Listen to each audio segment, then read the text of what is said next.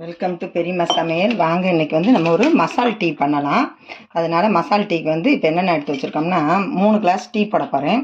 அதுக்கு வந்து ஒரு 1.5 ஸ்பூன் அளவுக்கு மல்லி இடித்து எடுத்து வச்சுருக்கேன். மிளகு வந்து ஒரு 10 மிளகுக்கு இடித்து வச்சுருக்கோம். இஞ்சி ஒரு துண்டு, 3 ஏலக்காய், பட்டை வந்து ஒரு சின்ன பட்டையை வந்து 2ஆக உடைச்சி வச்சுருக்கேன், 4 கிராம்பு. இப்போ இதெல்லாம் நம்ம தண்ணியில் வந்து கொதிக்க வைக்கலாம். அது எப்படின்னு பார்க்கலாம். இப்போ வந்து நம்ம அடுப்பில் கிண்ணத்தை வச்சுக்கலாம்.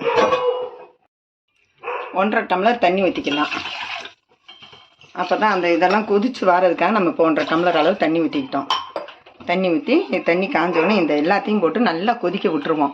கொதிக்க ஒரு 5 நிமிஷம் நல்லா கொதித்து சாறு இறங்கணும். அப்புறம் பக்கத்தில் பாலை காய்ச்சி வச்சுருந்து அதில் ஊற்றிக்கலாம். டீ தூளையும் இதிலே போட்டு கொதிக்க வச்சிடலாம். இப்போ எல்லாத்தையுமே நம்ம தண்ணியில் போட்டுக்கலாம். போட்டு தீயை ரொம்ப கொதிக்க விட வேணாம். கொஞ்சம் சிம்மில் வச்சோம்னா தான் அந்த சாறு இறங்கி வரணும். அதனால் அப்படி கொஞ்சம் குறைச்சி வச்சுட்டு ஒரு 2 கொதிக்க வச்சோம்னா நம்ம டீ தூளையும் போட்டு சேர்த்துக்கலாம். அதில் டீ தூளை எல்லாமே நல்லா கொதித்து வரும்போது அப்படியே நம்ம பால் ஊற்றும்போது மசாலா டீ வந்து சூப்பராக இருக்கும், காட்டமாக இருக்கும். அதனால் இன்றைக்கி நம்ம மசாலா டீ பண்ணுறலாம். இப்போ வந்து நம்ம 2 ஸ்பூனு டீ தூள் சேர்த்துக்கலாம். எல்லாம் கொதித்து வரட்டும். அப்புறமா நம்ம பாலை காய்ச்சி வச்சுக்கிடுவோம். நல்லா கொதி வந்தால் தான் அந்த சாரெல்லாம் இறங்கி வரும். அந்த மசாலா ஐட்டங்கள் எல்லாமே இறங்கும்போது பால் கொதிக்கும் போது நம்ம தூக்கி இது நல்லா 1.5 டம்ளர் தண்ணி வந்து நம்ம 1/2 டம்ளர் சுண்டுற அளவுக்கு வச்சுருப்போம். அப்போ அதை ஊற்றும்போது கரெக்டாக இருக்கும். 4 புதினா தான் அந்த மசாலாவோட போட்டுக்கிடுவோம். எல்லாம் கொதித்து வரட்டும்.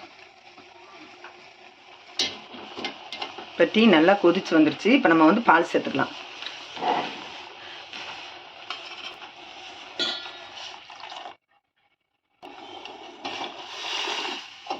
மூணு பேருக்கு போகிறனால அந்த டீ போதும். நல்லா கொதிக்கட்டும். பாலை ஊற்றிட்டோம். அது ஒரு 5 நிமிஷம் கொதிக்கட்டும். அப்புறம் நம்ம வந்து நாட்டு சர்க்கரை சேர்த்துக்கலாம். இப்போ வந்து நல்லா கொதிச்சு வந்துருச்சு. இப்போ நம்ம வந்து நாட்டு சர்க்கரை சேர்த்துக்கலாம். இப்போ வந்து நம்ம நாட்டு சர்க்கரை சேர்த்துக்கலாம். ஏன்னா அந்த நாட்டு சர்க்கரை தான் அவ்வளோ நல்லாயிருக்கும். டீ காப்பிக்கெலாம் நீங்கள் நாட்டு சர்க்கரை போட்டு சாப்பிட்டிங்கனாலே நல்லாயிருக்கும். ஏன்னா நம்ம சர்க்கரையை விட நாட்டு சர்க்கரை தான் உடம்பு ஹெல்த்தாகவும் இருக்கும். அதனால் எங்கள் வீட்டில் எல்லாத்தையுமே நாங்கள் நாட்டு சர்க்கரை தான் யூஸ் பண்ணுவோம். நாட்டு சர்க்கரை சேர்த்துக்கிட்டோம். இப்போ வந்து எங்கள் வீட்டில் வந்து இன்றைக்கி பச்சி போட்டிருக்கோம். அதனால் பச்சி போட்டோம்னா நாங்கள் என்ன செய்வோம்னா எண்ணெய் பலகாரம் பண்ணுறோம்னா மசாலா டீ தான் பண்ணுவோம். அப்போ வந்து இந்த பச்சியை சாப்பிட்டு இந்த மசாலா டீ குடிக்கும்போது நெஞ்சு கொஞ்சம் கரகரப்பு இல்லாமல் நல்லாயிருக்கும். அதனால இன்றைக்கி எங்கள் வீட்டில் இன்றைக்கி பச்சி பண்ணியிருக்கனால மசாலா டீ போட்டிருக்கேன்.